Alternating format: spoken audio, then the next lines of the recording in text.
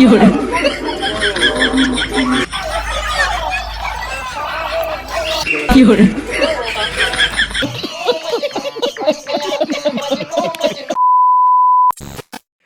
Hey guys, it's Shivam. তো কি সব ঠিক তো? আর ঠিক তো থাকতে হবে, যেহেতু তোমরা স্মাইলি শিবমের ফ্যামিলি মেম্বার্স।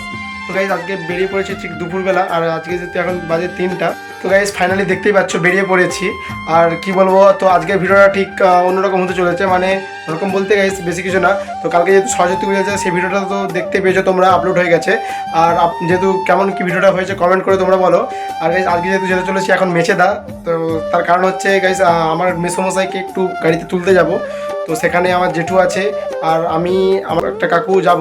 তো এখন যাব দেন ফার্স্ট মেচেদা। তো তারপরে হচ্ছে এখানে যেহেতু কালকে যেহেতু সরস্বতী পুজো হয়েছে, তো আজকে একটু মানে খিচুড়ি খাওয়া দাওয়ার ব্যবস্থা করা হয়েছে। তো সেসব রান্না বান্না হবে, আনাজ কাটা হবে, তো সব কিছু সেটা তোমাদের সাথে শেয়ার করবো। তো আজ থেকে যেহেতু ডেলি ব্লগ দেওয়ার চেষ্টা করবো, তো দেখা যাক কতটা কী পারি। তোমরা কমেন্ট করে বলো, ডেলি ব্লগ যদি চাই তো কমেন্ট করে অবশ্যই বলো তোমরা। বলো, এখন দেরি হয়ে যাচ্ছে, তো যেহেতু 3টা বেজে গেছে, 4টার সময় ট্রেন আছে। তো বেশি কিছু বলছি না, তো চলো দেখাচ্ছে রাস্তাতে। তো যাই হোক গাইস, তো আমরা রাস্তায় বেরিয়ে পড়েছি ফাইনালি।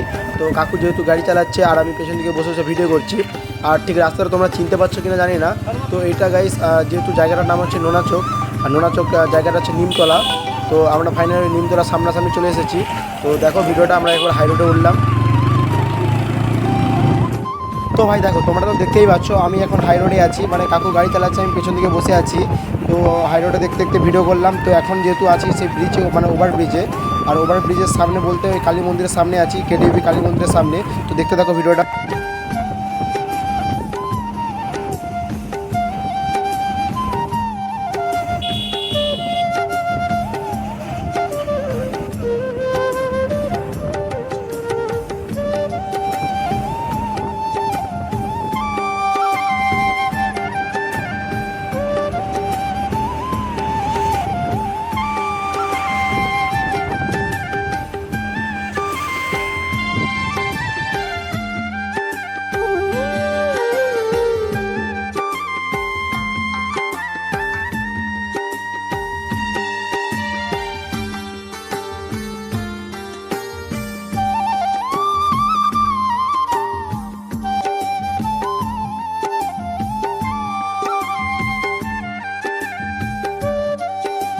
তো ভাই দেখো, দেখতে দেখতে তো আমরা মেচেদা চলেই আসলাম, মানে বাস স্ট্যান্ড বুঝতেই পারছো, এখানে সব বাস ফাস পার্কিংয়ে হয়ে আছে।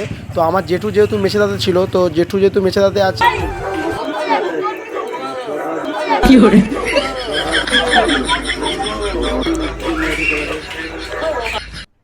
अरे कहना क्या चाहते हो? তো ভাই দেখো তোমাদেরকে তো বলেছিলাম, আর আরও পেছন দিকে আছে। আর এখানে দেখতে পাচ্ছ সুমন এখানে খিচুড়ি তুলছে একটা গামলিতে। আর এখানে হালকা হালকা করে গুড়ি গুড়ি বৃষ্টি হচ্ছে, মানে এটাই হচ্ছে সবথেকে বড়ো প্রবলেম। সবাই এখন ঠিকমতো খেতে পারেনি। আর এবছর রূপম আর হচ্ছে টিলু হাসাহাসি করছে, রূপম হাই করে দিল, দেখতেই পাচ্ছ। আর কি বলবো গাইস, এখানে সব ভাইয়েরা বসে আছে, এখনও খায়নি। আর যারা খেতে বসেছে খেতে পাচ্ছে না ঠিকমতো, মানে ঝড়ের মতো বাতাস দিচ্ছে। আর কি বলবো, তো দেখতেই পাচ্ছ গুড়ি গুড়ি বৃষ্টি হচ্ছে এখানে।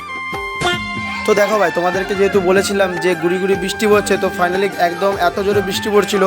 তো সবাইকে একটা কাকুদের বাড়িতে মানে বসিয়ে দিয়েছি খাওয়ানোর জন্য রান্নাঘরে। তো দেখতেই পাচ্ছ এটা রান্নাঘর। তো রান্নাঘরে সব ভাইদেরকে বসিয়ে দিয়েছি। ওখানে দেখতে পাচ্ছ সন্তু কাকা আর হচ্ছে রাজু দা বসে গিয়েছে। আর এই পাশে সবাই আস্তে আস্তে বসে গেছে, সুমনের বাবাও বসে গিয়েছে, অয়ন দেখতেই পাচ্ছ। আর সবাই ঘরেই খেতে হবে, আর কিছু করার নেই, মানে যেহেতু এমন পরিস্থিতি, তো হঠাৎ করে বৃষ্টি চলে আসছে। তো যেহেতু আমরা জানতাম না যে আগে বৃষ্টি হবে বলে, তো হঠাৎ করে যদি বৃষ্টি চলে আসে কিছু করার নেই। তো পাশের একটা কাকুদের বাড়িতেই আমরা খাওয়াতে বসিয়ে দিয়েছি। আর কি করব এখানে। তো আর ভাই দেখো, এখানে আনন্দদা খেতে বসে পড়েছে। তো ওকে অনেকবার ধরে বলছি তাকা তাকা তাকা, তো তাকাচ্ছে না। ও মানে কী বলবো, খাওয়ার দিকে একদম খুবই ব্যস্ত। তো তাকাচ্ছে মাঝে মাঝে, আবার মুখ ঘুরিয়ে দিচ্ছে, মুখ নিচের দিকে করে দিচ্ছে। আর আনন্দদা একদম মিষ্টি নিয়ে বসে পড়েছে।